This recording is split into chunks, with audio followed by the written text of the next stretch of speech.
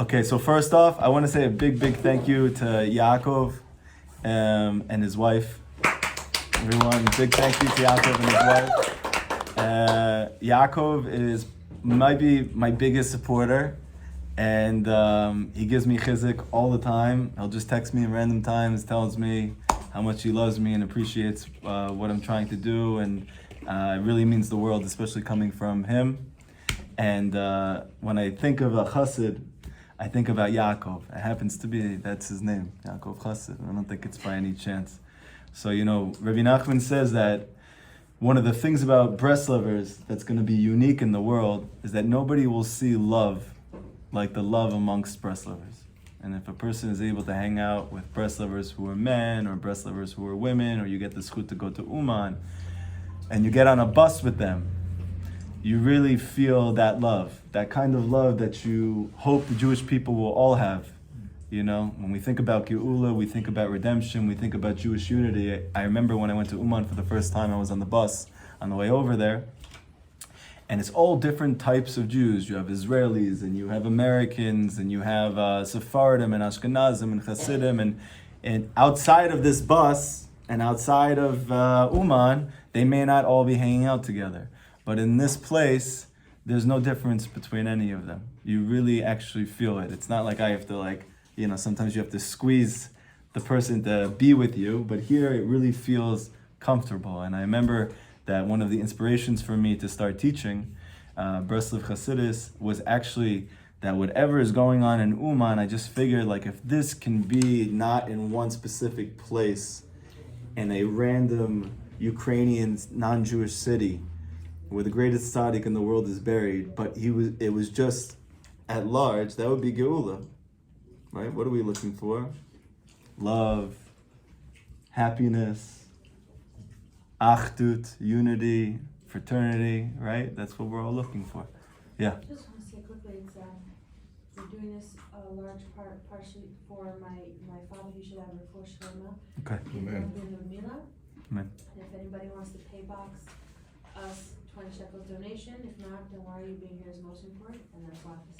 Okay, thank you. I also wanted to say that this is also being done with my father Elchanan Zalman Ben Netel, and also b'schut Ovadia Ben David Shoshana and Moshe Pinchas Ben whatever his mom and dad's name is, because it's in their merit that I was pushed to bring you no matter what, because we have a chabura every Thursday night, and the plan was bringing you for that, and that didn't exactly work at 100%, but it worked out the way Hashem wanted it to, and that's why one of the main reasons that you're here is the chabura. Okay. And so I have a question. Thank God. So this is Rosh Chodesh. In relation to him to be my Zayd is your side tonight. Oh, okay. We fall down the ways of Ben Salachayim. Okay. And tomorrow night, get the best of Mordechai Halevi. Okay, it should be Malia for both of them.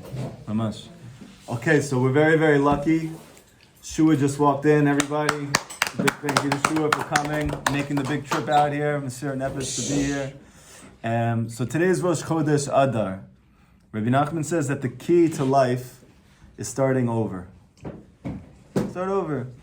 Now, we heard this from our parents when we tripped and fell, and our parents said, just start over again. And you wanted to hit them because you're like, what do you mean start over? I'm in pain. How do you start over again? It's a nice thing to hear that. I would love to be able to. Because imagine throughout your day, every time something went off schedule, you were able to literally just start over again. Rabbi Nachman, whenever they saw him, he literally was something totally new, something different. Rav Natan, Rabbi Nachman's main student, says in Likutei Halachot, in the beginning of his magnum opus on Rabbi Nachman's teachings based on the Shulchan Aruch, he says that the first mitzvah that was given to the Jewish people while we were still in Mitzrayim, while we were still in exile, and we know that Galut is right now as well, and therefore we're all still in Mitzrayim also. Mitzrayim comes from the word Meitzar, which means a constriction or a contraction. In Kabbalah, the Jewish people in history were at the neck of history. If you go through all of Jewish history from the beginning until right now, when we're called Ikveta de Mashiach, which is the feet or the heels of Mashiach, it's actually speaking as well about time. Because Adam, man, comprises all of time. We are called Tzelem Elokim, in the image of God. Everything in this world is L'Shem man, even time. So the Jewish people in the beginning, when there was the Avot, that was the head of Jewish time. That's why we're called the Av. It's the beginning. What was Moshe and the Jewish people in Mitzrayim? That was actually the neck. Rabbi Nachman speaks about how Paro represents the nape, the back of the neck, right? The Arizal says that the entire exile was the exile of speech. That's why the Arizal says that Pesach is the mouth that speaks. Sach comes from the word sicha, like to converse with your friend. We weren't able to do that with Hashem. Rabbi Nachman said that the exile of speech, where did we see it with the Jews in Mitzrayim? He said that none of them talked to Hashem. That was the whole exile. It was really hard to understand that, considering we know that the Jews for sure had a tradition from their parents, and it's not so far back. They believed in God. So you're going to say that they never prayed to Hashem? How does that make any sense? So if you actually look in the entire story of the Jews in Mitzrayim, you see that they screamed, they cried, they wailed, they groaned, they moaned, but nobody ever talked. A child, when he's first born, can only cry and scream and yell and groan and moan. He needs to develop a certain level, what Kabbalah calls mochin, consciousness, or what they would say in the social work or psychological world as cognitive development, okay?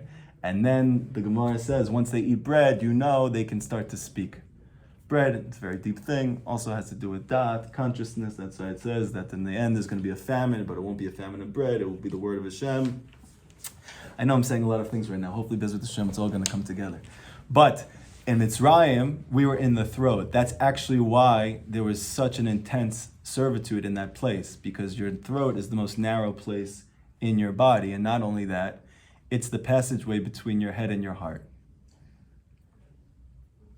Rav Soloveitchik, I believe it was, he said, what's the greatest distance in the world?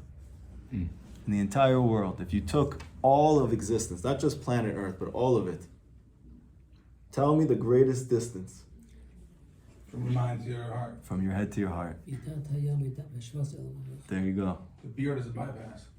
Beautiful. Because Amkshe Earth means we're nakedly challenged. We're challenged in the neck. That's right. Our brain can't connect to our heart. Lenore, you heard this? We need a bypass. This is why I need to be able to grow out a beard. Please, let it happen. That's Women are connected. Women's minds are connected to their heart. It's automatic. Oh, we don't need beards for that. Listen, this is a progressive community, so you can't tell a woman that she can't grow out a beard. This is a different generation now. If she wants to grow out a beard, she can grow out a beard. Not this crowd. Not this crowd. Just joking. Okay? This is the neck. In fact, if you take the letters paro and you flip it around, it spells oref, which means the nape, the back of the neck. That's right. What does he do? Rabbi Nachman says he swallows up your speech. You're not able to talk to Hashem because Paro is swallowing up your speech. The Jewish people in exile couldn't talk to Hashem because Paro, the oref, the neck, was swallowing it up. We needed to get and break through there. Moshe was the one who helped us to be able to do that. What was so special about Moshe that he can get us through the neck, through the narrowness, through the Meitzar? In the beginning of creation, when Hashem created man, Adam and Chava, so Hashem asked them, please, I'm going to give you everything. I just don't want you to do this one thing. And I don't want you to do this one thing because if you do this one thing, you won't be able to find me in the midst of everything. And they did the one thing. When you read the Pasuk and it said that the Adam and Chava were kicked out of the garden, the Pasuk literally, actually, if you go back and read, it doesn't say that they were kicked out of the garden. It says he was kicked out of the garden. And the Zohar says, who is he? Hashem. Meaning, he was concealed from our consciousness. We're still in the Garden of Eden. and yet it feels like Rabbi Nachman says, like Gehenna. Why? Because that's what happens when Hashem is hidden from you. The Pasuk says at the end of time, Aster Aster Panai, on that day, I'm going to conceal myself doubly. Rabbi Nachman famously says, and Yosef Karduner made it into an unbelievable song, that Afilo Hastara Shebetoch Hastara, that even in the concealment, within the concealment, which comes from the 56th lesson of Likutei Moharan, where Rabbi Nachman is actually speaking about Purim over there. And he says that one concealment of God means that Hashem is hiding from you, but you know that He's hiding from you. He says this is an incredibly painful experience and something that we all are familiar with. And he says that even from that place, it's very hard to find Hashem. Very, very hard. You need a tremendous merit, you need a tremendous will, you need a lot of help, you need a lot of support to find Him even from that place. Rabbi Nachman says, but if you don't give up, you can find Him from that place. But then there is a concealment within the concealment. That means that Hashem is hiding from you to such an extent that He's hiding the fact that He's hiding from you. What does that mean? So if you watch movies like I used to, so you're probably thinking of Inception with Leonardo DiCaprio. The dream within the dream. The hiding within the hiding. But what is that for us? It means simply being secular. I grew up totally secular. I was an atheist my whole life. Now a person might say, well, Hashem wasn't hiding from you, right? Maybe Yaakov every day feels like Hashem's hiding from him. It's like, wow, it might even be a bigger blessing if I just didn't know He existed. Rabbi Nachman says, that's much worse. You know why? Because Yaakov knows to look, and I don't even know to look. That's the exile that we're in right now. Unless you think that's just for the secular person, well, every one of us has a part of us that's also still secular. There's a part of us that still also Hashem is hiding the fact that He's hiding from that place and we don't know it. And that's really what's causing all the suffering. That's what's causing all the distress. What did Moshe do that allows us to get out of there, that allows us to be able to speak? So the great Kabbalists explain that Adam Arishon represents all of humanity, all the souls of humanity. We were all included within him. So, like many people ask, and it's a very good question, should we all have to deal with this problem that this one person or these two people started? Yes, it was a mistake, right? It was an error. We all make mistakes, and Hashem forgives, right? But why should we all have to deal with this? I mean, even if you just take October 7th alone, it's like, that's the product of that. It's already too much. Then my grandfather was a survivor from the camps where his parents were killed and his brothers and sisters were killed. He's the only one who survives. That's way too much. And then you have a Spanish Inquisition, and you have everything that happened in Italy and Russia, and all that happened to us in Egypt and Mesopotamia, and in Bavli and Assyria, and the list goes on, all from this original experience. Why? Because we were actually all a part of Adam. Adam represents all of humanity. That's why his name's Adam. Okay? However, there's one part of you that doesn't ingest food. This is what the Kabbalists teach. When you eat food, you actually have two pipes. One for the food to go down, and then you have a windpipe. That never touches the food at all. The Kabbalists explain that Moshe Rabbeinu's soul was in Adam's windpipe. So he never ate from the Eitz Adar. And that's the reason why Hashem wasn't hidden from him. And that's the reason He could reveal Him to us.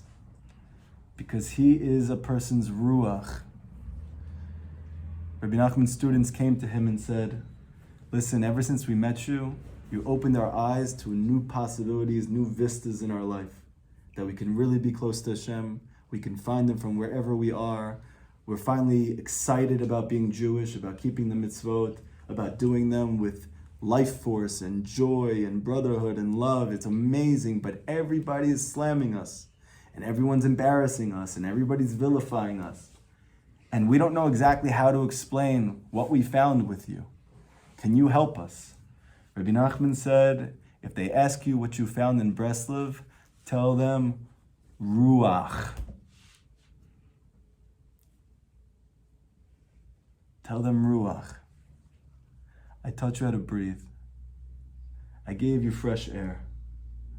Why is he giving you fresh air? And why is that so important? Because that air is coming from the windpipe. That same pipe that didn't get the food from the garden.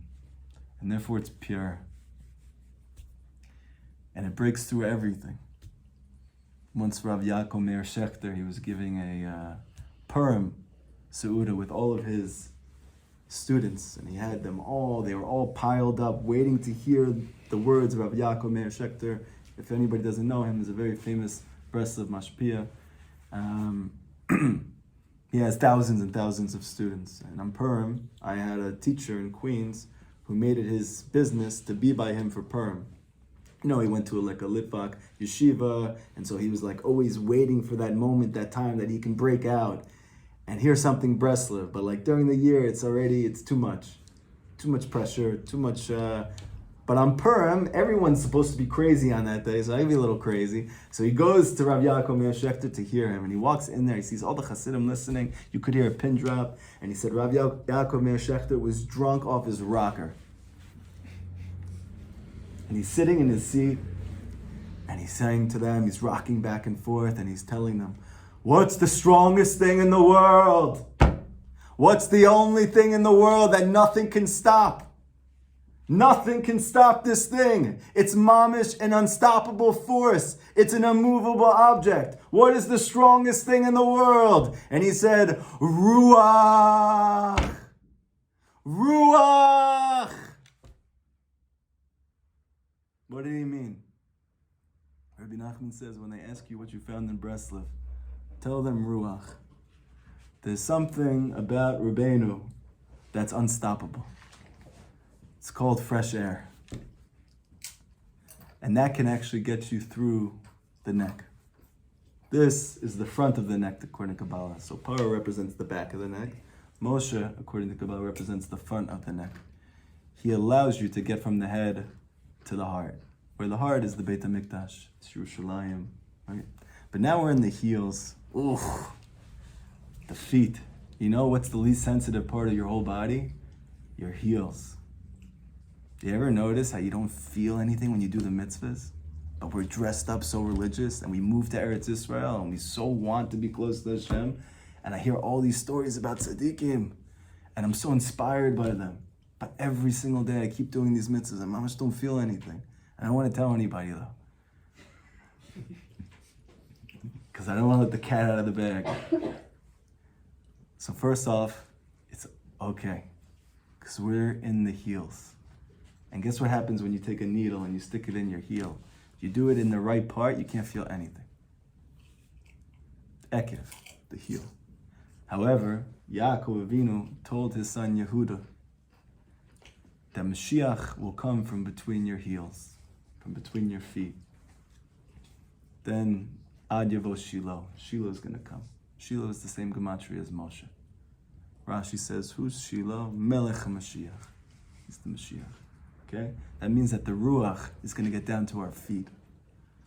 We're going to be able to breathe fresh air all the way down to our feet, which is really what we need, so we can lift up our feet and dance. And that's the Geula. That's why we were saved in Purim, because we danced. Rabbi Nachman explains in the 10th Torah of Likutei Moharan, what makes you dance? What makes you clap your hands? You need whatever's in your heart to get all the way down to the extremities of your body, to get into your fingertips, to get into your toes, right? What is that? What's the extremities of your body? Sometimes they lose feeling, right? If you put too much pressure on them, they get numb. You can't feel anything over there. I don't know about you, I'm feeling like those extremities. So much pressure every day, so much pressure. Work, you're married. You thought there'd be less pressure now that you're married, much more pressure now that you're married. Now you have kids. Oh my gosh, I haven't even grown up yet though. How do I have kids? And I'm religious, so I have a lot of them. Oh my gosh, what the heck am I doing? I can't tell my parents about it because they already think I'm crazy because I became a firm religious Jew. So it's like, oh, there's like the pressure and the pressure. It's like, oh, I feel so trapped and stuck and I don't know what to do. Oh, so what do we need? Rabbi Nachman says we need Ruach. We need our heart the beating of our heart to get into our fingers and our feet. And automatically what's gonna happen is you're gonna, like this. You know, like we say in the class together every Thursday in remote. If you're happy and you know it, clap your hands. If you're happy and you know it, stomp your feet. Rabbi Nachman teaches your hands represent Mordechai in the story Purim, which is the revealed part of Torah. It's revealed because every part of your body, especially if you're religious, is clothed. The only thing that everyone can see and nobody has a problem with is your hands. Your hands represent the revealed part of you. The revealed Torah, that's Mordechai. Big Talmud Chacham, but it was revealed. But Rabbi Nachman says for there to be Geula, for there to be a redemption, for us to be saved from exile, we're going to have to be saved at the level of Esther. Esther comes from the word Hester, which means hidden. She represents the thighs, Rabbi Nachman says. They're hidden, but they need to express themselves. What does it mean they need to express themselves? They need to reveal themselves. If you look at the name of the Purim story, it's called Megillat Esther. Megillah comes from the word Gilui, which means revelation. Esther means hidden. The hidden needs to be revealed for there to be redemption, for there to be Geula. And Rabbi Nachman says the whole secret of this story is Moshe. You're like, how's the secret of this story Moshe? Moshe's not even in the story. So what's the reason that Haman, you know, everyone thinks Adolf Hitler is a new invention. He actually came a long time ago. His name was Haman. Even down to the fact that he was a failed artist prior to his diabolical plans. Just like Hitler, a lot of people don't know he's a failed artist before he decided to take over the world. Haman Because is... I know there's still hope for what I can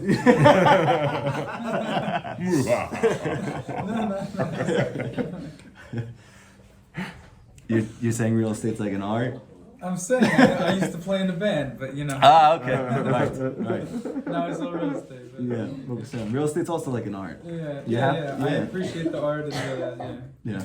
That's what you have to tell them also, so they buy your stuff. No, I'm just kidding. No, that's why I like to make videos, because I get to like make Produce the art. Yeah. That's it. Awesome. So, how is Moshe the secret of the story? So Haman decided to exterminate the Jews because he knew that Moshe died in Adar. He knew that he died on the 7th of Adar. But Chazal explained that he didn't know that Moshe was also born on the 7th of Adar. He didn't get that part. But then for the whole story, you don't hear anything about Moshe. So what's the significance? Okay, and if you would have known, then what? Where do you see Moshe in the story? Actually, if you look in the actual Pesach Seder, if you look at the Haggadah, you also won't see Moshe there. Isn't that weird? Can you imagine a story where you have a group of people that are enslaved for 210 years, is supposed to be enslaved for 430 years? Whatever we know about what happened there is only the tip of the iceberg compared to what the Midrashim say actually happened to us. You wouldn't be able to sleep at night if you knew what happened to us. And there's a person who was born in the house of the one who was doing to us. He grows up and he realizes he's Jewish and he wants to go save all his brothers. Who would be number one in the Haggadah? You see Moshe in every single sentence, and you don't see him anywhere. Why don't you see him anywhere? Because you can't see Ruach. You just feel it.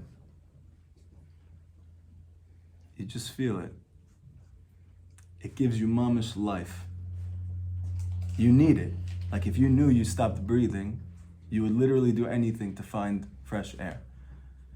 Rabbi Nachman says, you know that we're all actually experiencing that spiritually every day. That's the reason why we're all suffering so much. The problem is, you don't know you're not breathing. You feel like you're not breathing, but you don't know you're not breathing, because if you're not breathing physically, you're going to do anything. You're going to stop whatever you're doing right now, and you're going to go find air. Rabbi Nachman says, well, why don't you do that spiritually? You also got to do that spiritually. All the more so, right? You got to go find Ruach. So Rabbi Nachman explains that Moshe is the Ruach in your heart. He is the beating of your heart. And when the pulse is healthy, because you got good Ruach, it gets down to your hands and your feet. And automatically, you know what starts happening? Mordechai starts clapping, And Esther starts dancing. And that's the Geula. That's the whole redemption. The exile stops after that. Just if we start dancing. So okay, that's great. But I already know that. I grew up, I was a kid, and when nobody was around, I played my favorite music, I go in front of the mirror, and I dance. And it was the happiest time of my life. And now, every day, I don't know how to be happy. I don't know what to do to be happy. And yeah, okay, so I remember those days, but I was a kid then, and that's over now for me. Why is that over now for you? Rabbi Nachman says, if you never want to see the face of Gehenna, when you come home after a long day, go dance in the kitchen. The kitchen. In the kitchen. And then Rabbi Nachman says, and if you're worried about waking up your family, He wasn't saying What that. about getting kicked out? He wasn't saying that. He wasn't saying that. He wasn't exclusively saying for them. He was talking about men and women. no, he's talking about everybody. He's talking about everybody. No, he wasn't Sephardic. He also saw the kitchen. It's okay. Rabbi Nachman said that if you never want to see the face of Gehenna, when you get home after a long day, dance in the kitchen. And he said, and if you're worried about waking up your family, take off your shoes. Yeah. Take off your shoes. I Okay? forgot, was that written? What's that? Where is that? I don't know. I saw it recently. I've seen it in the past before as well. It sounds like something from Siach Sarfei Chodesh, but I can find out for you the exact source. Wow. Yeah. I've heard it from Adar. אם תזכו להיות בפנים, Yeah. בשמחה, לא להיות נגן. Yeah. Yeah. And you know, because when you do it and you just dance, you feel good. You feel happy. You feel great. Why is that? The reason is because you're expressing what's in your heart. And it's not a big chiddush in this generation to know that when you don't express what's in your heart, you end up on the couch at your therapist's office, which is fine. But why do you end up in his office? Because you have to express what's in your heart. You either do it by dancing in your kitchen, or you'll do it by expressing to him what's going on in your heart. But there's other ways besides getting professional help. I used to be a clinical therapist and a substance abuse counselor. I'm not anti-therapy. I'm just saying that Hashem made us in a way that we can also be happy and not pay physically for it. So what is that way? The way that you remember when you were a kid. Dance. Clap your hands. Stomp your feet. But you need ruach to do that, okay? Rabbi Nachman says, this is what I have to offer you. I have ruach for you. I want to tell you a little bit about my story, because this shiur is called Your Story. And one of the interesting things about David is that when he tells his story, everyone's story is included in his story. So hopefully, Bezrat Hashem, you find yourself a little bit in my story. And then, Bezrat Hashem, you'll be able to tell me your story. Because the whole world's waiting to hear your story. I grew up in Marlborough, New Jersey. And my parents, when I was little, they put me into a religious preschool. I lived in a totally secular community. And it was the only preschool that took their kids all day. That was the reason they put me in there. If they would have known what type of Rishimu I would have got from there, I don't know if they would have sent me to that place. The type of impression I got over there. But apparently, and they didn't admit this to me until after I was in my tshuva phase for long enough that they realized it wasn't a phase. And they said, David, when you were younger, you told us you wanted to be a rabbi. Not just a rabbi, a singing, dancing rabbi. And you made us keep kosher and keep Shabbat. I was like, what? But you know what happened to me? They put me in public school. And I forgot all about it. And guess what happened? Bullying happened. Betrayal from friends. Self-confidence issues start creeping in. Girls aren't interested. And the whole gamut of basic life experience takes place, but without any faith. Not just faith in God. No faith in anything.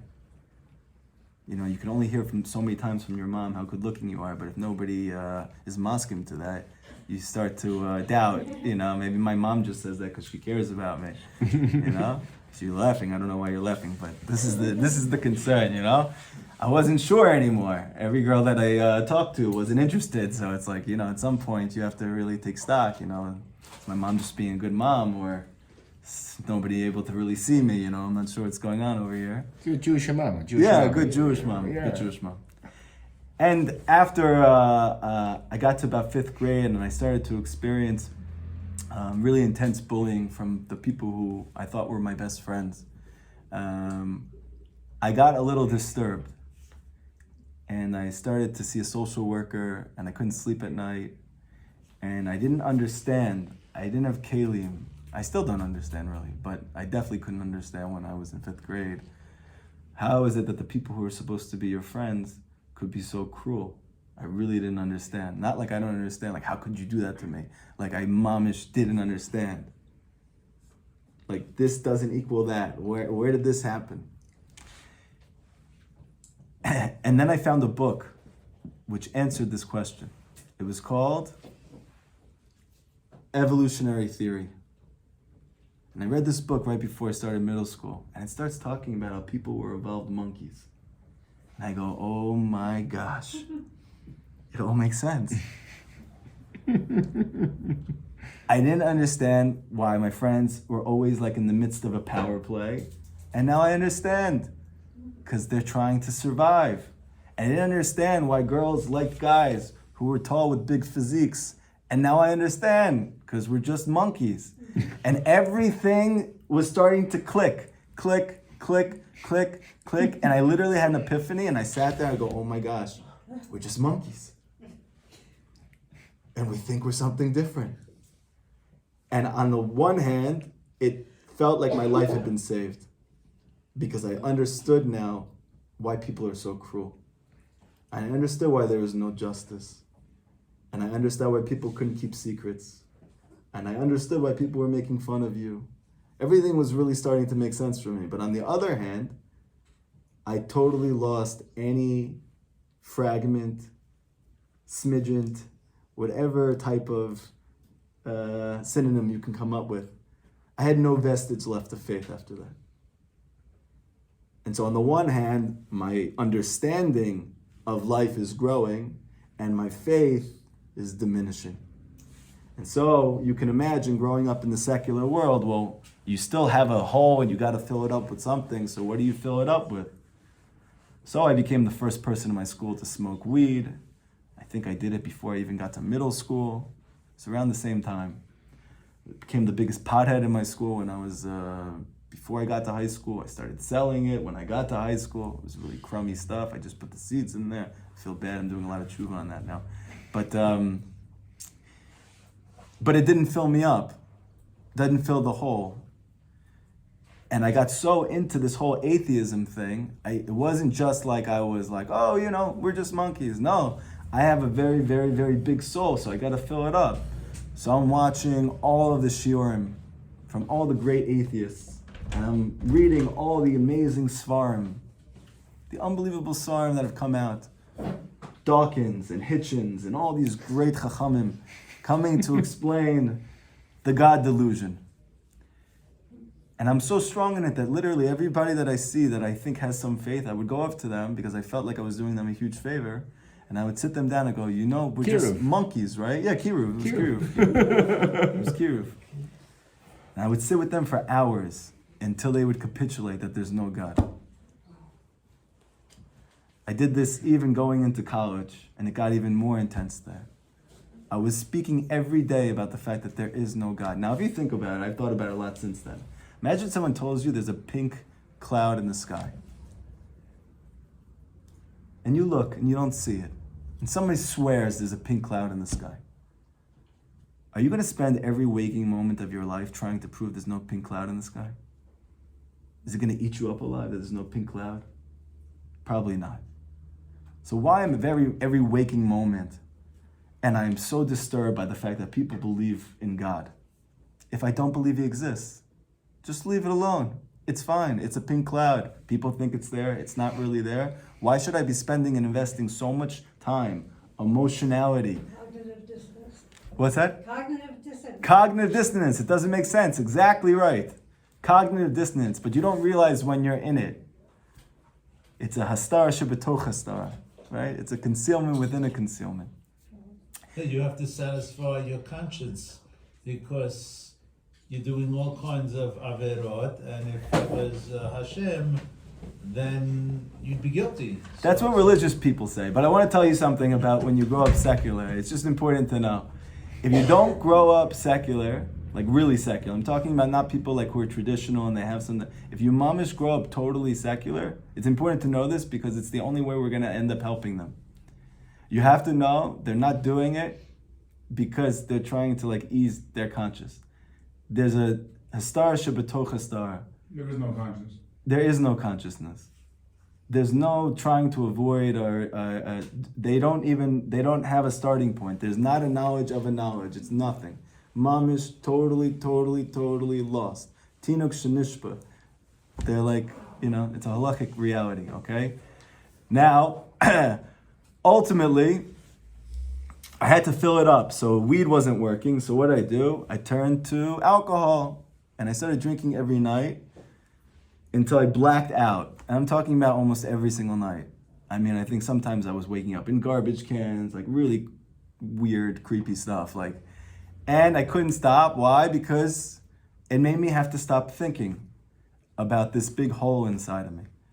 And I tried to find my happiness with women, and I engaged in a lot of that, and that didn't help me either. And the more that you engage in something, and it's not working, the bigger the hole gets. It gets bigger and bigger and bigger, and nothing's helping me. And on top of all of that, I'm dealing with a lot of mental health issues. I had my first depressive episode when I was 10 years old. I had one every single year since then. And you can count them on all the hands and toes. I had tremendous anxiety, unbelievable anxiety. I had a learning disability. A lot of what they call in social work, vulnerabilities. A lot of vulnerabilities. Not a lot of strengths, except for a very, very, very stubborn will, which thank God I still have that. But when you don't have Hashem, that stubborn will can mamish kill you. It could stop you actually from getting help when you need it. And so I continued on this path until it turned into cocaine, and it turned into LSD, and it turned into mushrooms, and the list went on and on and on. Just looking, please, dear God, something should fill me up. Nothing. Mushrooms are dangerous for an atheist. I didn't have. That's the funniest thing. I didn't have the schut of having an experience on shrooms. I just got really sick. Yeah, I just got really sick. And yeah, Hashem withheld that from me.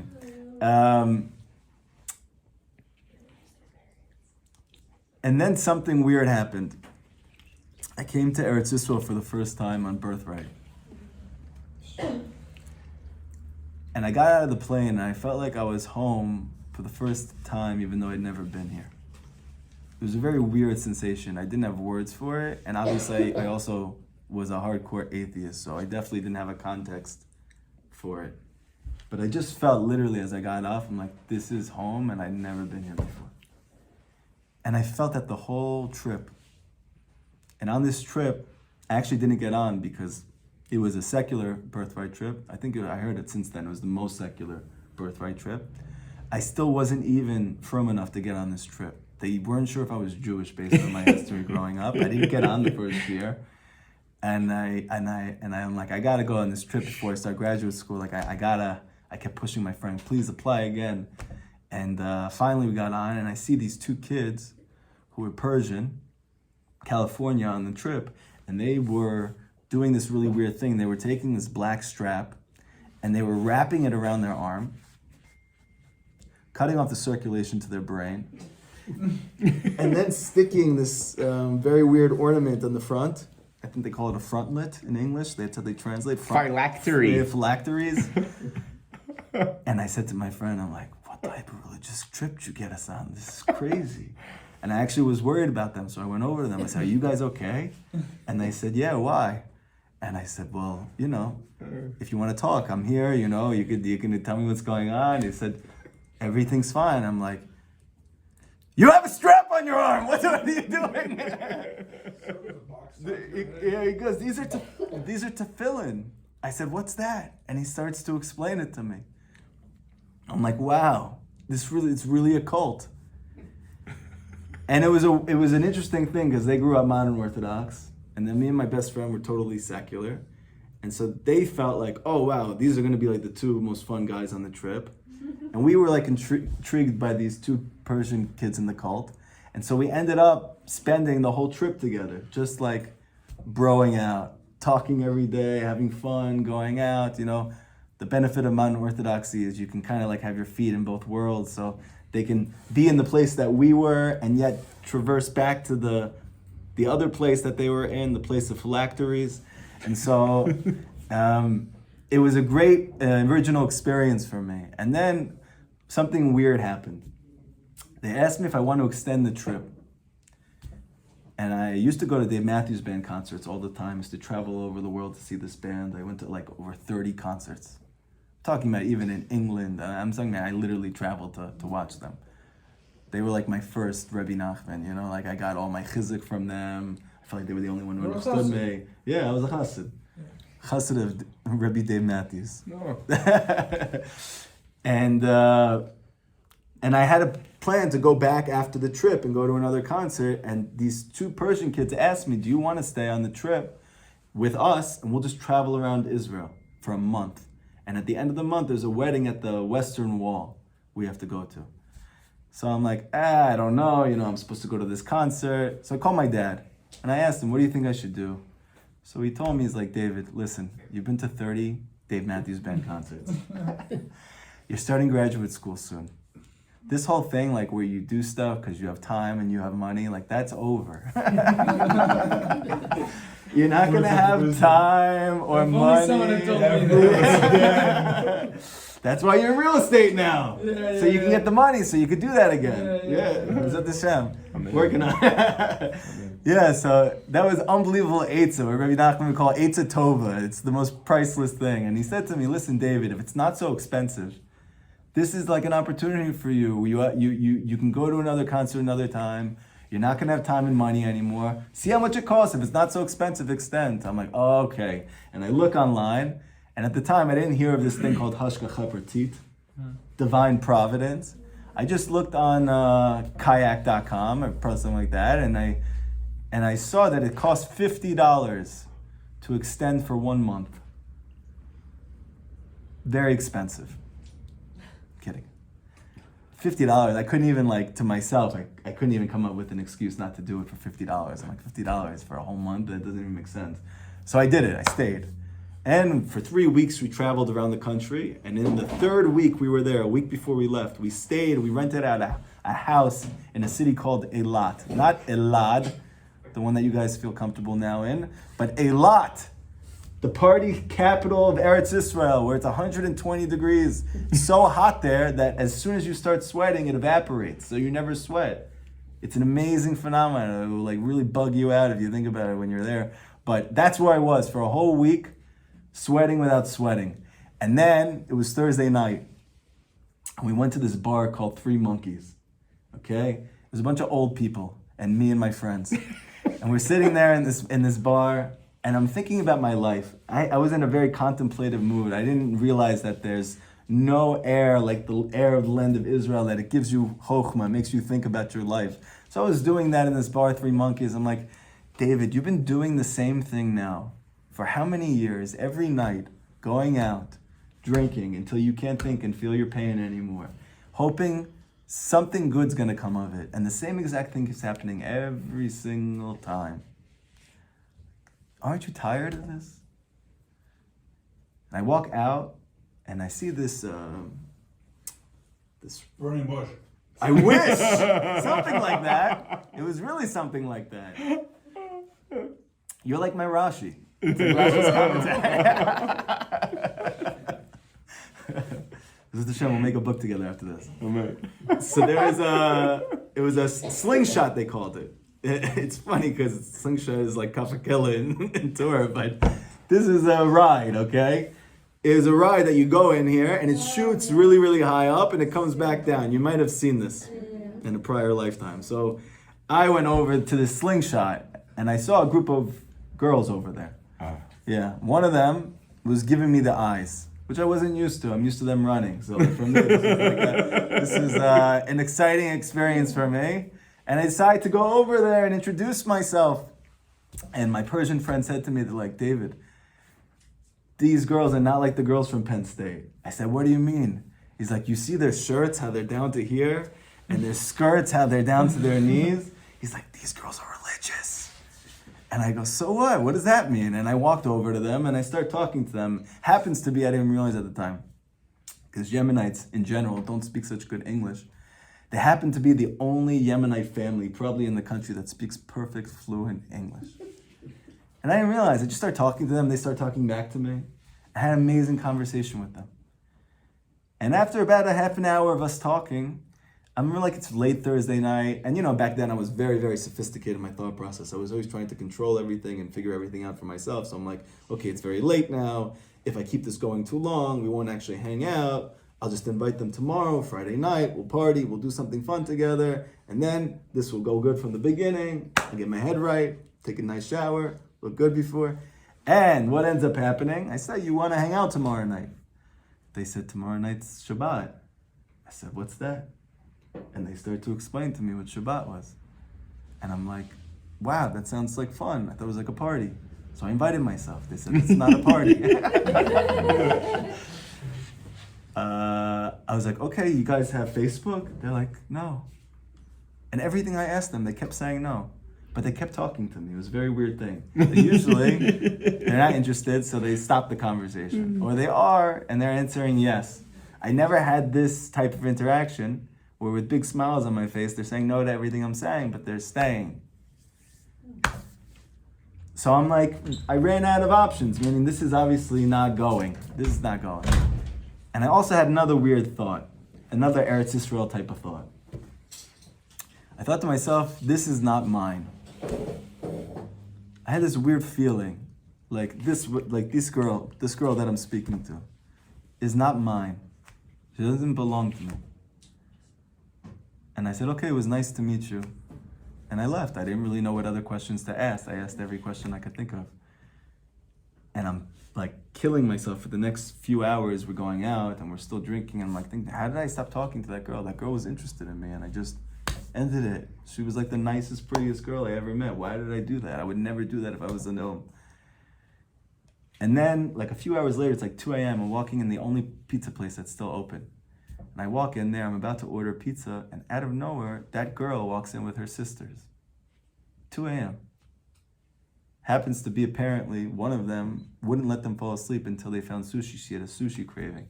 It was the only kosher sushi place that was open. So I walked in. Again, I don't know about hashgacha pratit. So I'm just like, oh, that's weird. This is great. I can talk to them again. So I start talking to them, hoping things are going to go better. And again, I'm at the end of the conversation. I don't know really where to take this. Tomorrow night, they're doing this like weird thing where they turn off their technology and they don't have Facebook and they're saying no to any form of advancement or connection or communication. So, okay, again, it was nice to meet you and I'm leaving. And now my Persian, the most religious people I ever met at that point, said to me, why don't you just ask for their phone number? I was like, I asked for everything. They're like, what do you have to lose? I was like, okay, fine. So I went over. I was like, can I have your guys' phone number? They're like, yeah. And they gave it to me. And they're like, but we don't live here. We live in Tel Aviv with our dad. Our parents got divorced and we moved in with my dad a few years ago. So we don't live here. We can't hang out, And we actually planned our trip that the last week of our trip of this traveling around would be in Tel Aviv. We were going to get a hotel room there. Again, hashgacha pratit. Flash forward a little bit, I really fell in love with that girl. Like, really. But I didn't tell her because I'm so used to getting hurt. So I developed this thing, they call it defense mechanism. And in college, I stopped telling girls how I felt because I didn't want to get hurt anymore. I just kept playing around. That way, I didn't invest myself, and if something good happened, it was good. But to actually say, I like you, oh my gosh, I haven't done that since I was young. It was way too painful how it turned out. I don't want to do that. So I didn't tell her. I just kept talking to her. Every day we were talking, and she was telling me she's getting set up on dates by her sisters, with these guys. I'm like, oh, that's great. I want to kill myself. And I'm sorry. And every day I'm doing this, the same thing, these behaviors that you do where you're like hurting yourself, but you can't stop doing it because you have no ruach. And so one day we were doing this thing called Skype. I downloaded it so I could speak to her. They had this thing called Skype back then. It was very old technology. I don't know if you guys ever heard of this thing called Skype, but it's the first way you could communicate via video. And we were talking, and I was about to start graduate school in LA, and it was my daytime, and it was her nighttime, and she's, we spoke like we had been doing now every day. She goes, okay, I have to go to sleep, have a good night. I said, okay, have a good night, I love you, and then I closed the computer. And then I broke out in a torrential sweat because I realized that I accidentally just told her that I loved her, and there was no context. There was no lead up. I hadn't said anything to that point. I showed no interest, and now... So I jumped in the shower, and I spent the next half an hour convincing myself she didn't hear me. And if she did, she wouldn't believe it because it literally didn't make any sense based on the conversation we were having and everything leading up into it. And I kept thinking of different things that by the time I felt comfortable, like this is not going to affect my life. I came out of the shower, did my hair, put my clothes on, like everything's fine. Taking my phone, I get a text from this girl saying, did you just tell me you love me? And I start sweating again. I jumped in the shower. No, I'm just kidding. I'm like, oh my gosh, this is like reaching a very, very serious point. I don't know what to do. It's like if I tell her how I feel, then I might get hurt again. But if I don't tell her how I feel, what am I doing? Here is a religious, Sephardic, Israeli girl.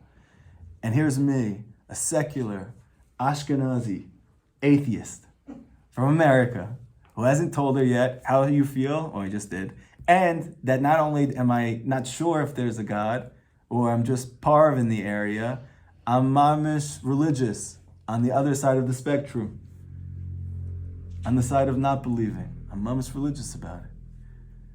Now, I also didn't know then that this is the core of a Sephardi Jew's being, no matter how mitzvah observant you are, they believe without question, without safek. It's like, so I don't know what to do, but I'm thinking to myself, you know what? If I'm going to get hurt, I should just get hurt now. That way I'm starting graduate school, and maybe I'll meet a nice non-Jewish girl here, and I can get married and have a dog and buy a house. Live the American dream, But... I wasn't sure because I really didn't want to get hurt again. I don't want to get hurt. I don't know what to do. I did learn Hisbodedus. I didn't realize I was doing Hisbodedus at the time. And I came to the decision, you know what? Two things. This doesn't make any sense. And the chance of this working out is very, very slim. So I might as well just tell her now so this whole thing can be done with. And on the side that I actually think she's different, which is how I feel when I speak to her, not the way that I used to say, to convince myself, even though the girl really was not good for me. Oh, she's different. She really felt different. So I decided, I'm going to tell her. I said, yeah, I said that. She goes, David, I'm I'm not like one of your girlfriends from college. I'm from Israel. When you say you love somebody here, it means something.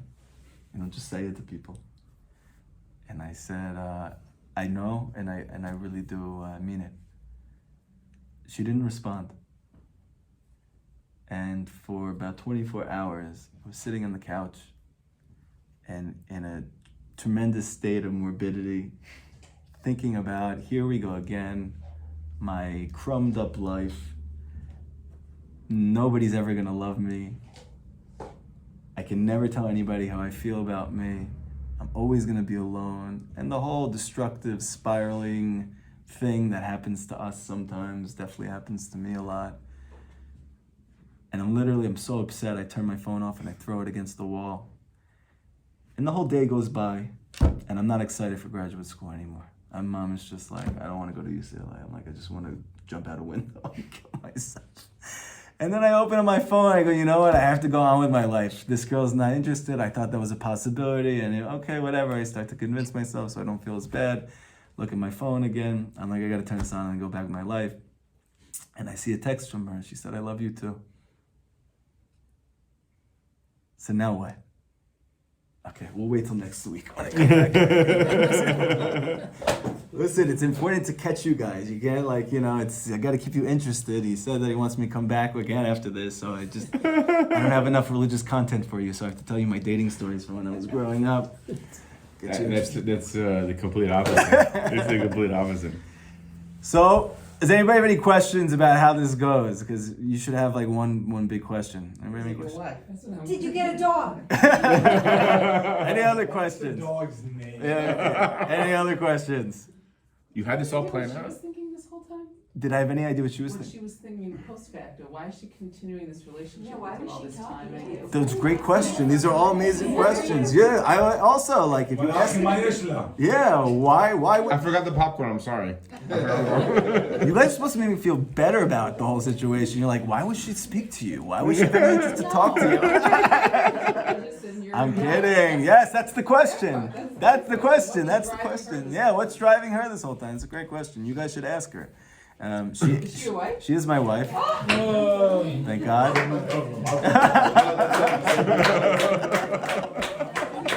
We've been married for 30 years. No, I'm just kidding. Now we have to do the rest.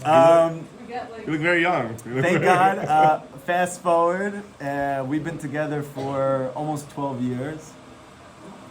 We've been married for 8. We've been together for 11. The first 3 years of our relationship was long distance. We have, Baruch Hashem, Bli Ayin Hara, we have 4 beautiful kids, thank God. A 7-year-old boy, a 6-year-old girl, a 4-year-old girl, and our only Sabra, our boy that was born here, Roy Nachman, thank God. I got to name him after my Rebbe. And, but the question still remains, how did that go? Did she give up eating kidney? That's a great question. Did she what? Did she give up eating kidney? Well, there's a huge gap in all of a sudden. There's a big Still gap. not You're not religious. religious. That's right. So now we have all this. That's why you guys have to have me come back next week so we can talk about it and figure it out. I'm judging. There's a lot of holes. There's a lot of holes in the We story. don't believe your story. If you go for the door, I'm gonna grab you and you're not gonna go. It didn't happen. Listen, I told you that for Purim to happen, you have to reveal your story, right? So I had to tell you the story, otherwise we're not gonna have Purim. It's important, okay? So I'll just tell you the kitzer. I let the cat out of the bag when I realized at some point I was gonna have to let her know how I actually felt about this whole religion, Judaism, God thing.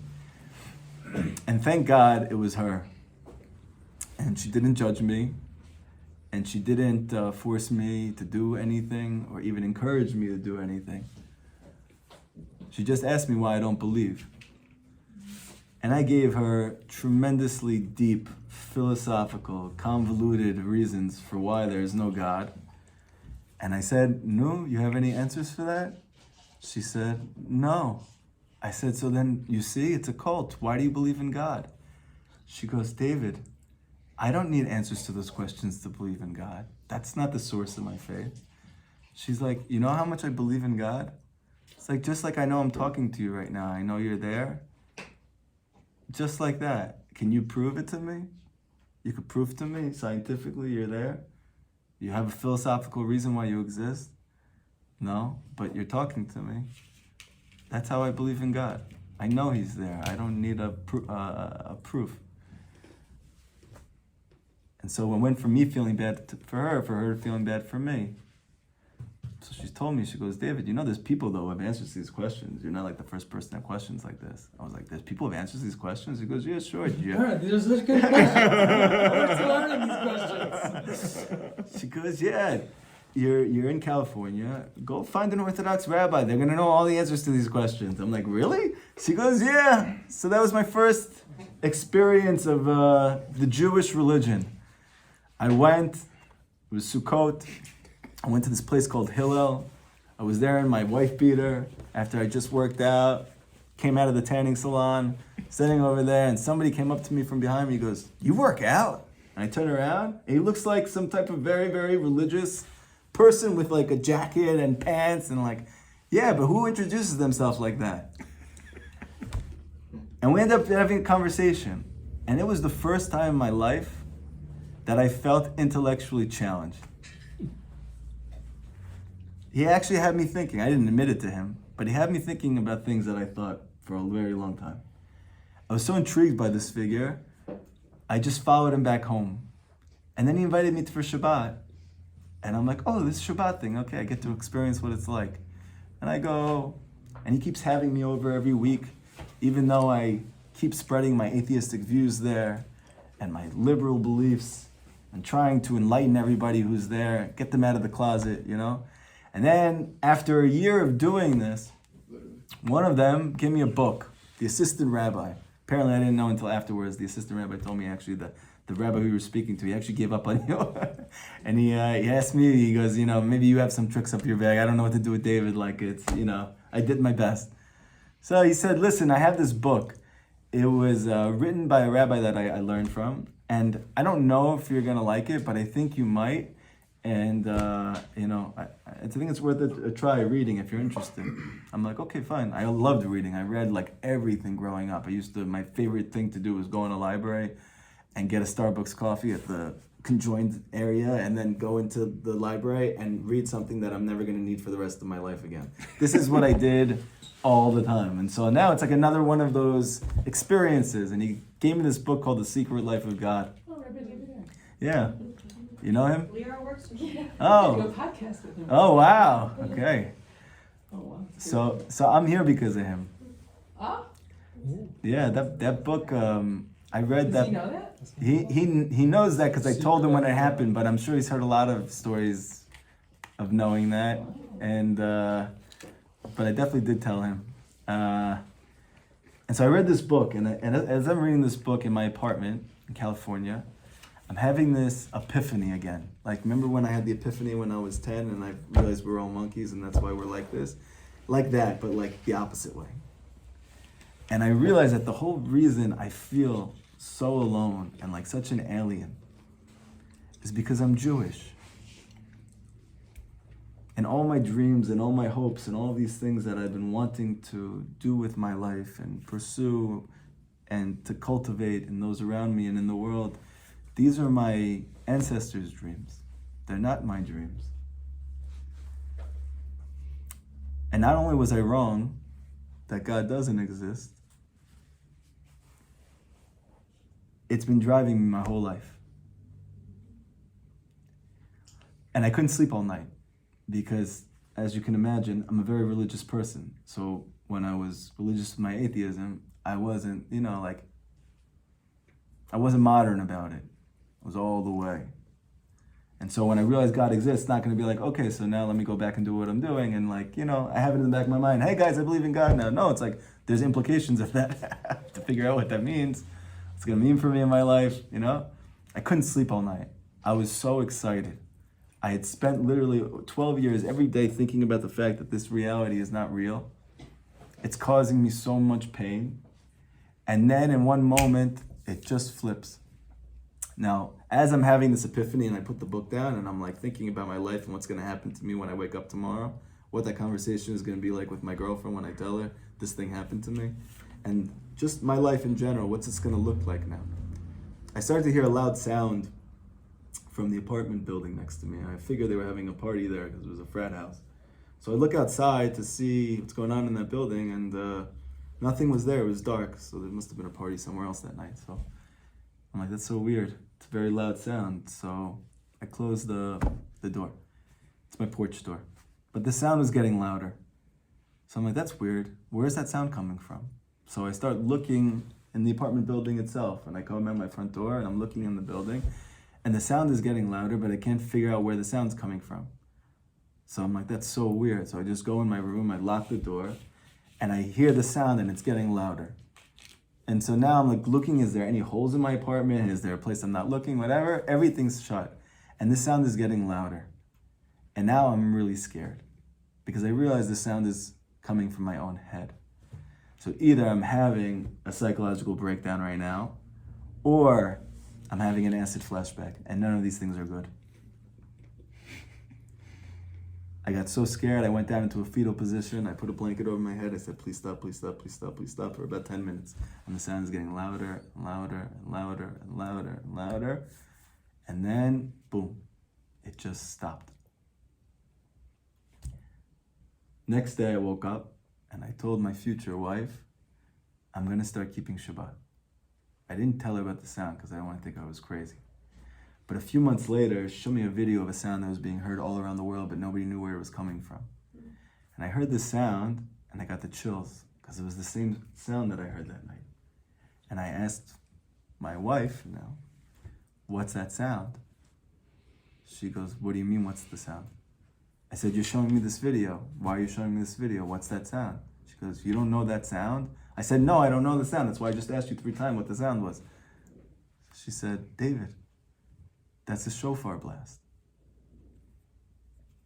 And I start looking up on Chabad.org, what's a shofar blast? And I see that apparently when Mashiach comes, there's going to be a shofar heard from all around the world. Nobody's going to know where it's coming from. And everyone's going to run back to Hashem. I'm like, that's so weird. And then I start to read Kabbalah, very deep things about the shofar, how it wakes you up when your soul is in a state of sleepiness. Happens to be, since then, it's very fascinating how Rabbi Nachman's Chag is Rosh Hashanah and blows the shofar blast, no? I actually read in Likutei Moharan, Rabbi Nachman says that there are these malachim that are going around with little shofars and they're looking for lost objects. And when they find them, they blow their shofar. And then I went back to New Jersey and I had my first Shabbat by my parents. There's a Chabad like an hour walk away. I walked all the way to the Chabad, sitting there, first time with a Parsha reading. I'm like, wow, this is so exciting. I'm reading it, but like I believe what's in the book now. This is going to be so interesting. And I'm reading about Parsha Yitro. It says the Jews got the Torah. There's this person in the beginning of the story. He's very lost. Then he realizes there's God. And then there's this Torah that was being given. Hashem calls Moshe up the mountain. And it says that there are the sound of a shofar. And it's getting louder and louder and louder and louder. It's a pasuk, it's not even a midrash or anything. It's like literally what it was saying. And I got the chills again. I'm like, oh my gosh, that's what happened to me. It was like Matan Torah. But there's a problem. The problem is I have a lot of psychological issues still. And I still suffer from depression all the time. I still have terrible anxiety. So I think my problems are going to go away now, right? Of course. Once you realize there's God, you go to yeshiva, that's it. No more problems anymore. That's not how it works? No? He's like, yeah, that's what I said. Comes Rabbi Nachman to say in the 48th Torah of the Likutei Moharan in the 2nd section that as soon as a Jew desires to want to get close to Hashem, Dun, dun, dun, dun. he's met by that sound. No, I'm just kidding. He's Rashi's commentary. He's met by rejection. He appears to experience what feels like Hashem is not listening to him.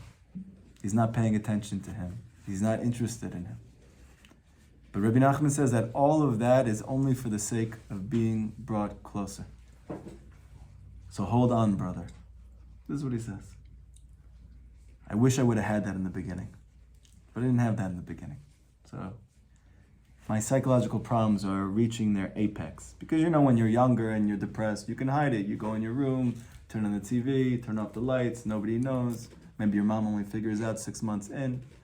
But now you're married, and you have kids, and you're religious, and you're in a community, and the pressures are just so much pressure.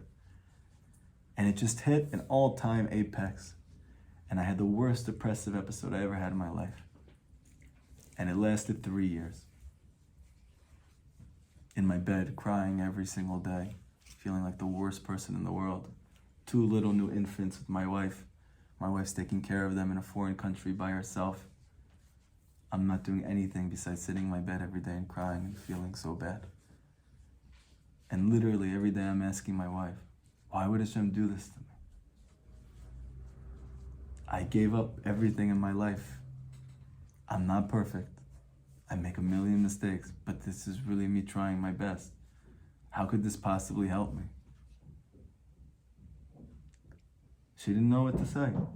She said, everything's for the best, everything's gonna be for the good, you're gonna see it's gonna work out, I promise you everything's gonna be fine. She didn't know, she didn't have any issues growing up in her family. Truth is, she probably did have mental health issues in the family, but there's no mental health awareness in the Sephardi Israeli world, so she's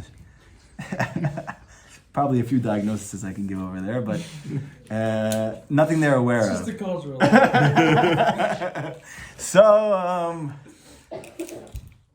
So it was a big problem. It was so problematic that I saw every psychiatrist I could possibly find.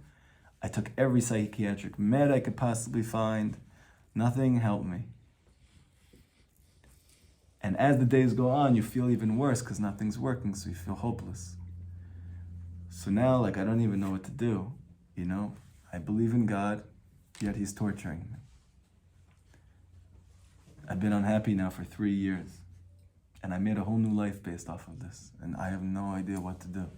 My mom just don't know what to do.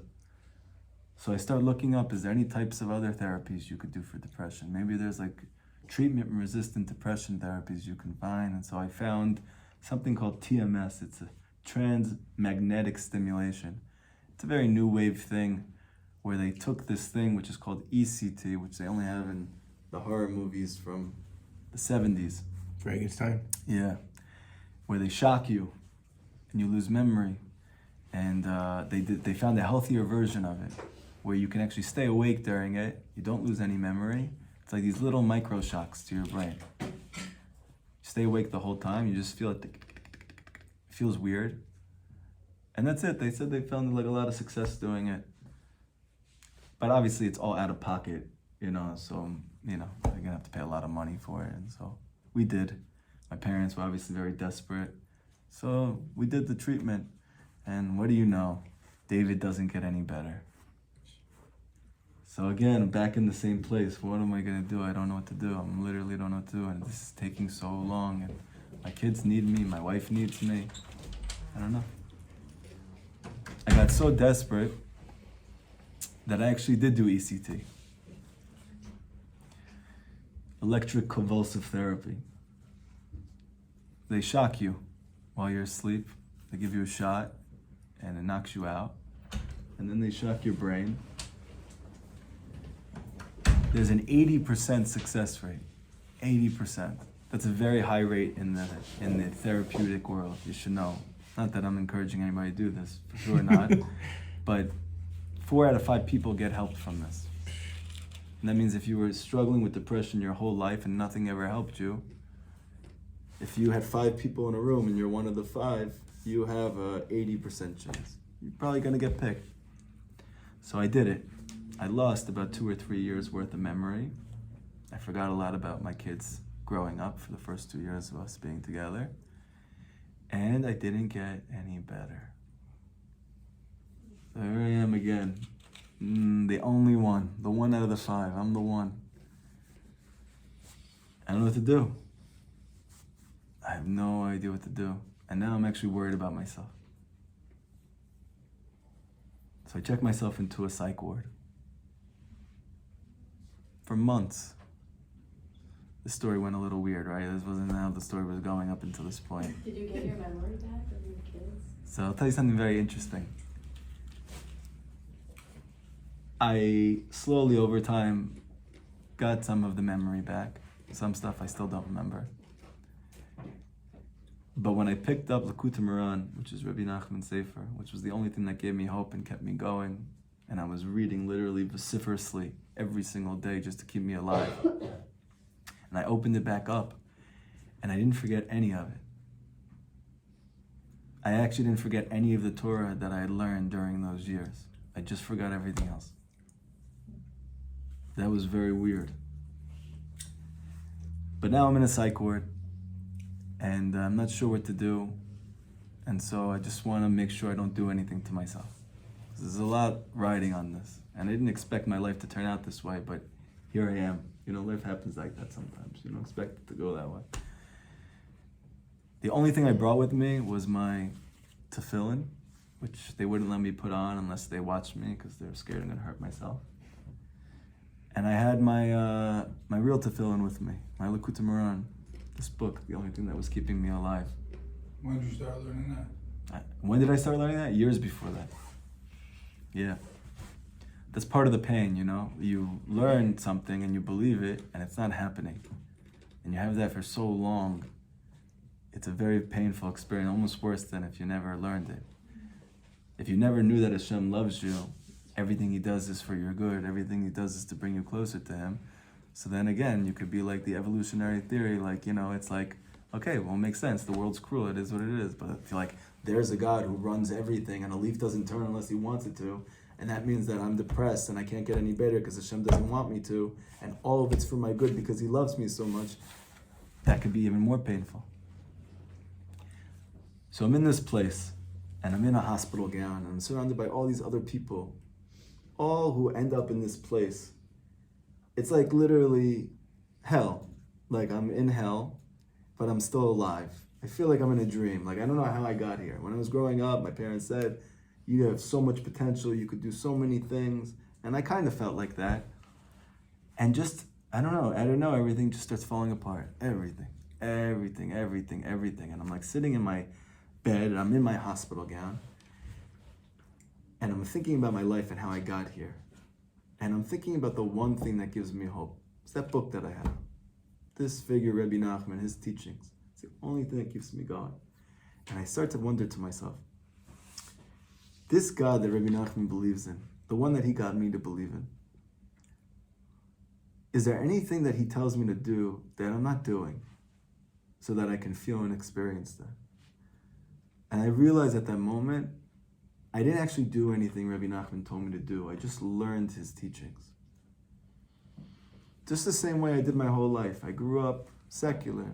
So when you go to high school, you go to public school, how do you learn? Intellectually. That's the beginning and that's the end. That's great for school because it's not real.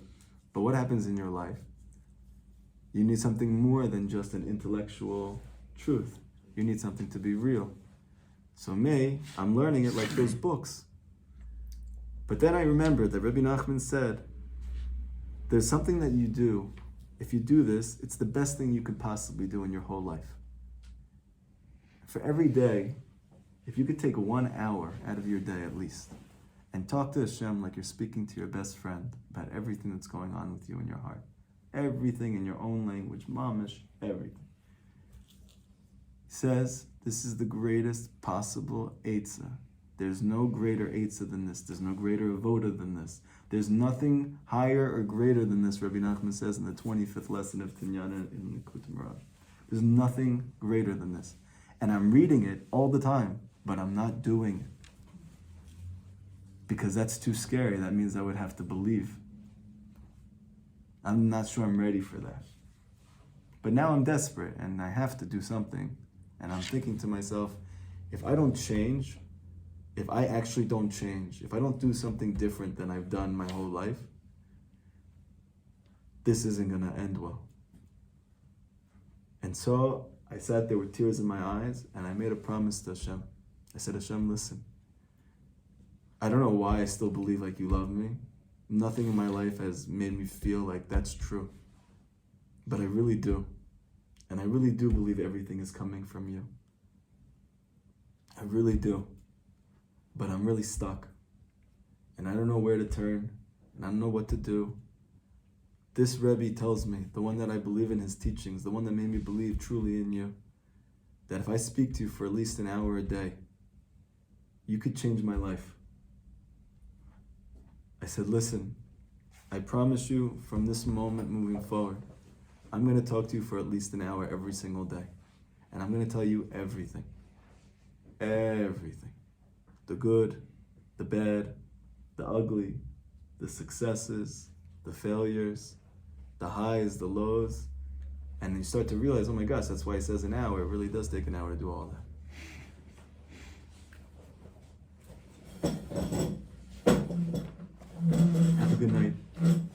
Nice to meet you.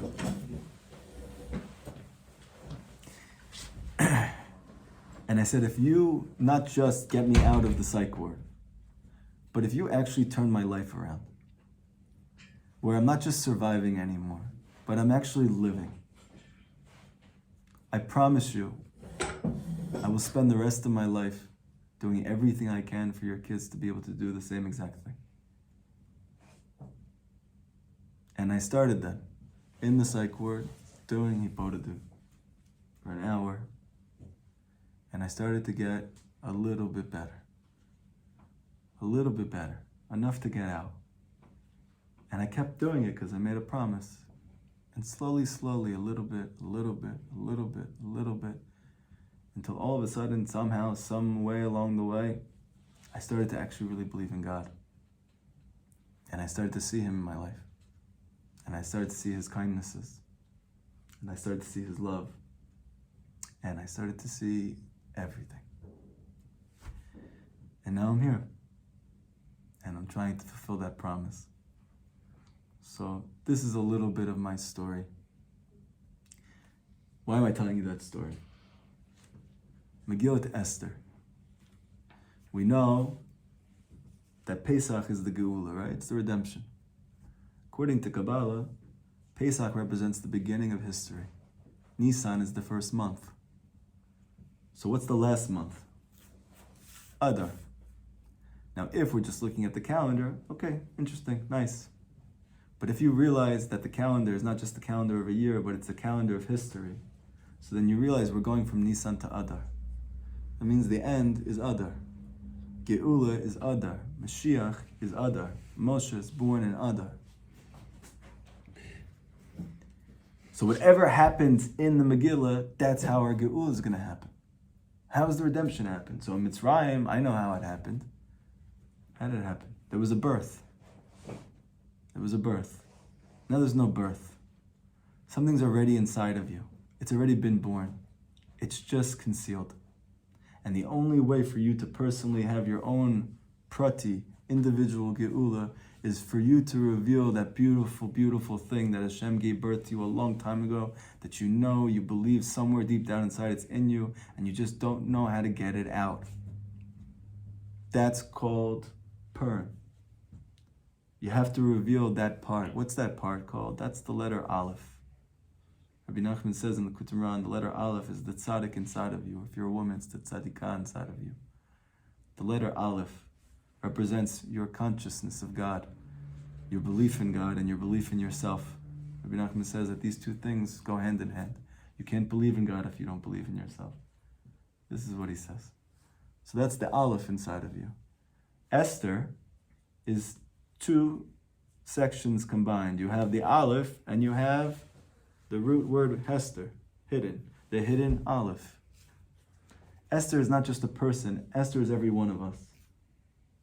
Every one of us is a beautiful, shining diamond, an amazing Jew with precious stones inside of you. But it's all hidden. It's all concealed. And we might think we're waiting for some great figure to come like Moshe and save us, because that's how it happened in Pesach. But the truth is, Moshe is telling you, it's your turn now. I revealed myself already. Now you have to reveal yourself. Because we call it Megillat Esther, not Megillat Moshe, not Megillat Mordechai. Because it's Esther who needs to reveal herself for the exile to end. The question is, that all sounds great. How do I reveal that part of me? Right? I've been trying. I'm definitely trying every day. I'm working at it. I'm going to shiurim. I'm reading books. I'm speaking with friends about it. I'm dressing like it. I don't know. Where, how, when. I don't know. What do you do? So we have to see who is Esther. And with this, we can end the shiur. Esther sounds like it's Mordechai's niece. However, according to Chazal, it was Mordechai's wife. Why the difference? And why the distinction? There's an amazing thing that it says. It says that Mordechai raised Esther. Mordechai raised Esther.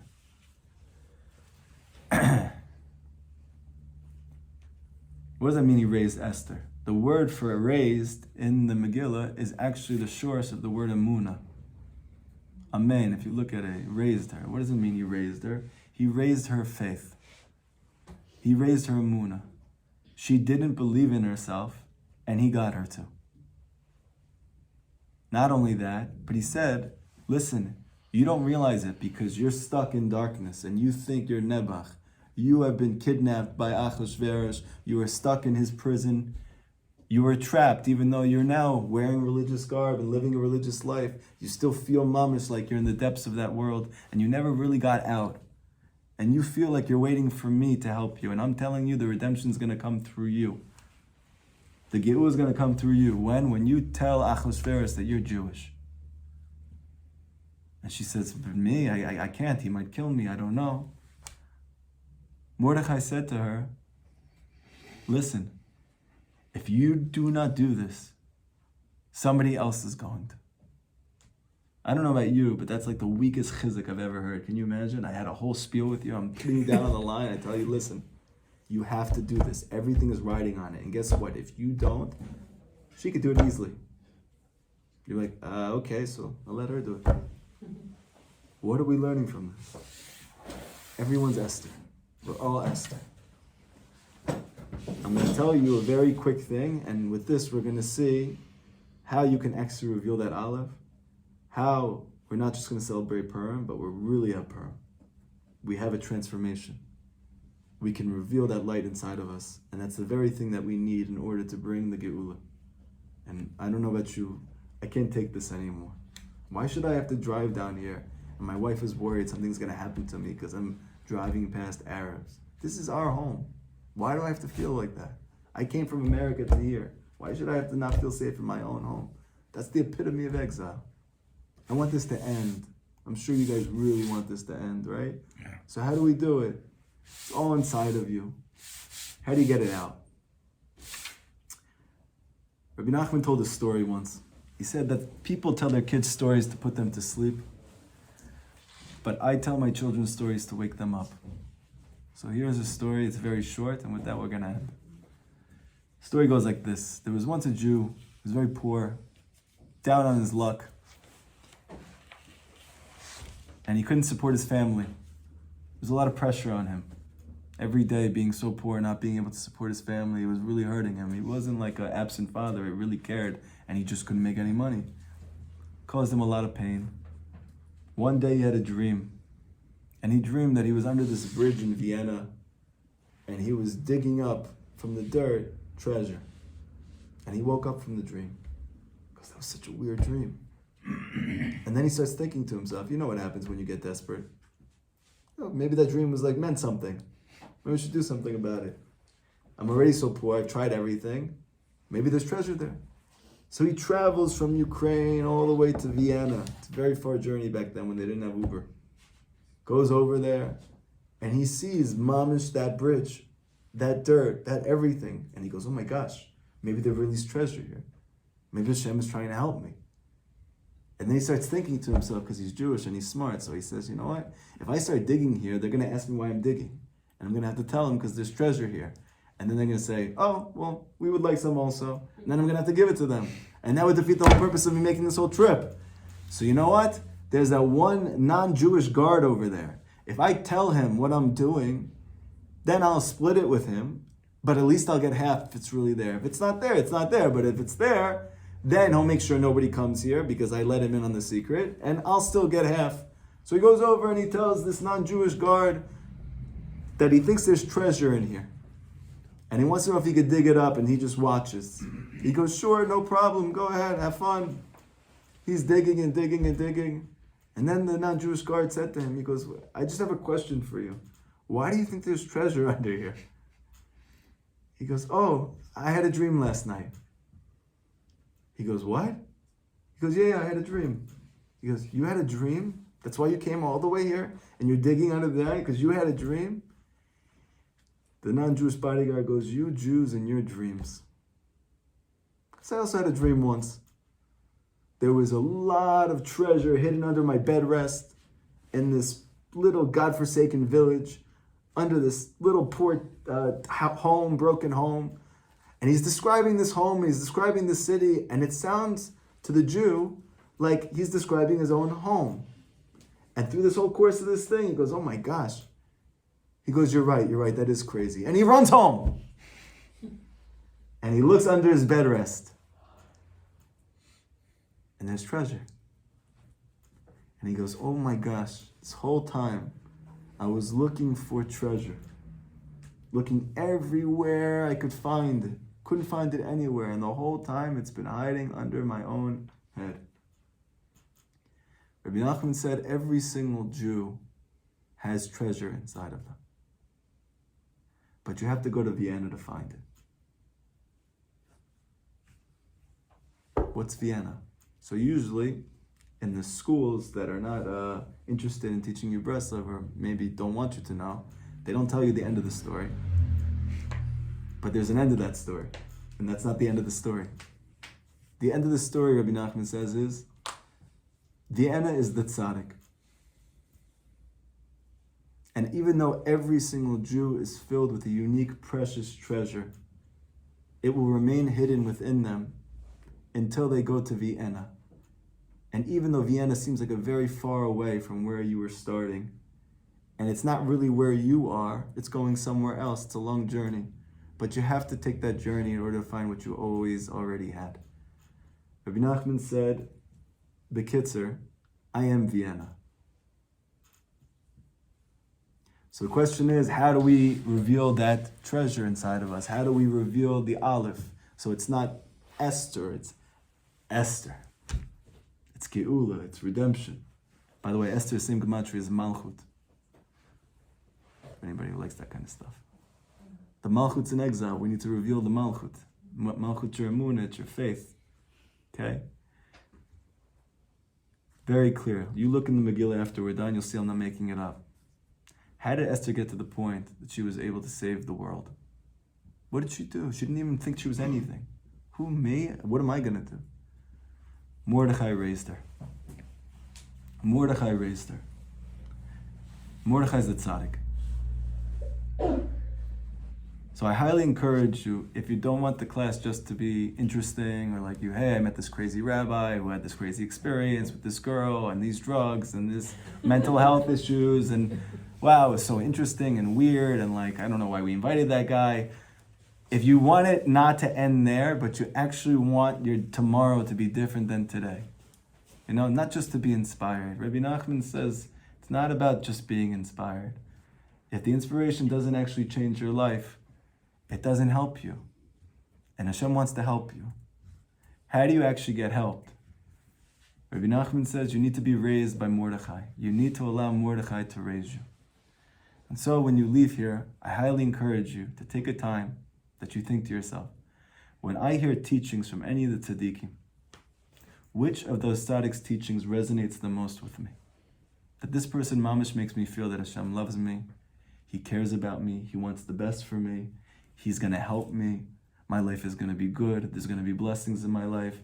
What is it that resonates deeply that when I hear this thing, it's like, oh, this is why I did tshuva. This thing. Whoever that person is, don't just read it like it's a social studies history book. Read it like your life depends on it. That tzaddik can raise you. Because that's what they're here for. They're here to raise us. They're not here to take away your individuality. They're not here to take away your tachlis. They're here to allow you to save the world, to be Esther, to redeem all of us. And we all need it.